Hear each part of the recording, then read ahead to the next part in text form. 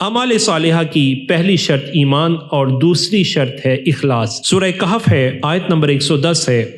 رب تعالیٰ ارشاد فرماتا ہے وَفَمَنْ كَانَ يَرْجُو لِقَاءَ رَبِّهِ فَلْيَعْمَلْ عَمَلًا صَالِحًا وَلَا يُشْرِكْ بِعِبَادَةِ رَبِّهِ أَحَدًا۔ جو شخص اپنے رب سے ملاقات کی امید رکھتا ہے تو اسے چاہیے کہ نیک عمل کرے اور اپنے رب کی عبادت میں کسی کو شریک نہ کرے۔ سورہ غافر آیت نمبر 65 هو الحی لا الہ الا ہوا فادعوہ مخلصین لہ الدین الحمد للہ رب العالمین۔ وہ زندہ ہے اور زندہ رکھنے والا ہے جس کے سوا کوئی معبود نہیں، پس تم خالص اس کی عبادت کرتے ہوئے اسے پکارو۔ تمام خوبیاں اللہ تعالیٰ کے لیے ہیں جو تمام جہانوں کا رب ہے۔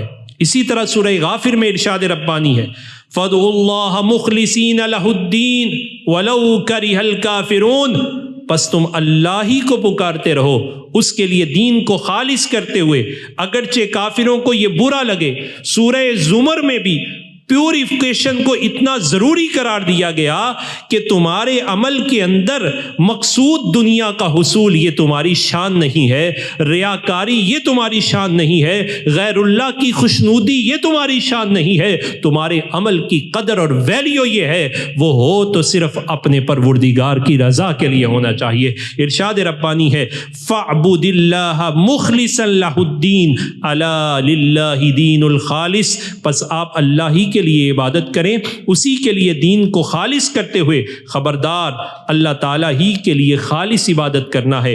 اور پھر ارشاد ربانی ہے وَمَا أُمِرُوا إِلَّا لِيَعْبُدُوا اللَّهَ مُخْلِصِينَ لَهُ الدِّينَ۔ اور انہیں تو یہی حکم دیا گیا ہے وہ عبادت کریں لیکن اخلاص کے سانچے میں ڈال کر عبادت کو اللہ کی بارگاہ میں پیش کریں۔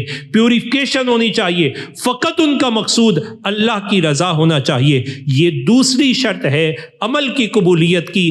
بہت آسانی کے ساتھ انسان اپنے عمل کا آڈٹ کر سکتا ہے کہ اگر میرا کام کوئی میری رضا کے لیے نہ کرے، اپنے کسی مفاد کے لیے کرے، کسی لالچ کے لیے کرے، نہ مجھے بندہ قبول، نہ میں اجر دینے کے لیے تیار، تو کیسا احمق ہے وہ شخص کہ جو کرے تو عبادت لیکن مقصود کوئی لالچ ہو، مقصود کوئی مفاد ہو، کوئی اور مسئلہ ہو، ریاکاری ہو، دکھلاوا موجود ہو، تو پروردگار کی بارگاہ سے وہ اجر کا امیدوار کیسے ہو سکتا ہے؟ جب وہ عمل کرے تو محبت الہی میں گھند کر عمل کرے، اور عمل کرتے ہوئے اس پر خشیت طاری ہو، اللہ کا خوف طاری ہو۔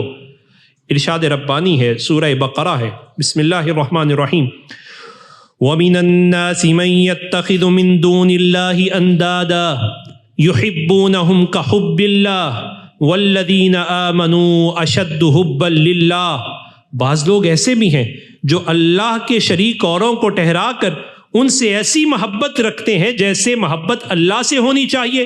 یعنی ان کافروں کے بارے میں کہا گیا کہ وہ اپنے کفر پر اتنے جمے ہوتے ہیں کہ اس پر کوئی کمپرومائز کرنے کے لیے تیار نہیں ہے۔ تو ایمان والوں کو بھی اپنے رب سے اتنی محبت ہونی چاہیے، ان کی جان تو چلی جائے لیکن اللہ کی محبت ان کے سینوں سے کوئی نہ نکال سکے۔ اور مصطفیٰ جان رحمت صلی اللہ علیہ وسلم نے پھر یہی محبت گوند گوند کے سب سے پہلے جس سینے میں ڈالی وہ سینہ صدیق اکبر رضی اللہ تعالیٰ عنہ ہے۔ پھر یہ محبت پڑی تو جناب بلال کے سینے میں بھی پڑی۔ اب اگرچہ بلال کے ظاہری جسم کو تپتی ریت پہ لٹایا گیا، سینے پہ کوئلے رکھے گئے، کہا بول اب کیا بولتا ہے؟ کہا اب بھی بولوں گا تو اللہ اکبر و اللہ احد بولوں گا۔ پتہ یہ چلا کہ اللہ سبحانہ تعالی جب بندہ مومن عمل کرتا ہے اس عمل میں اخلاص کے ساتھ ساتھ اپنی محبت کا رنگ دیکھنا چاہتا ہے، اور جب بندہ کسی سے محبت کرتا ہے تو محبت میں آزمایا بھی جاتا ہے اور امتحان بھی لیا جاتا ہے کہ یہ دیکھا جائے یہ ہماری محبت میں کچا ہے یا پکا ہے۔ اگر پکا ہو تو پھر اسے جزا اس کے عمل کے مطابق اللہ نہیں دیتا، فرمایا رب تعالیٰ پھر اپنے فضل کے مطابق اسے عطا فرماتا ہے، اسے جزائیں دی جاتی ہیں۔ پھر ایک وقت آتا ہے جناب بلال رضی اللہ تعالیٰ عنہ کو کعبے کی چھت پہ کھڑا کیا جاتا ہے کہ بلال آؤ، کعبے کی اس زمین پر ریت پہ بھی تمہیں لٹایا گیا تھا، تیرا عمل آج اتنا قبول ہے، کعبے کی چھت پہ بھی اللہ اکبر کہنی ہے تو تیری زبان سے کہلوائی جائے گی۔ قرآن پاک نے اس کے لیے بڑے سادہ سے جملے بولے، والذین آمنوا اشد حبا للہ، کہ ایک طرف عالم کفر والے اپنے کفر سے محبت کرنے والے کھڑے ہوں اور دوسری طرف ایک صاحب ایمان کھڑا ہو، تو کفر ایسی محبت نہیں کر سکتا جس طرح ایمان والا اپنے ایمان سے محبت کرتا ہے۔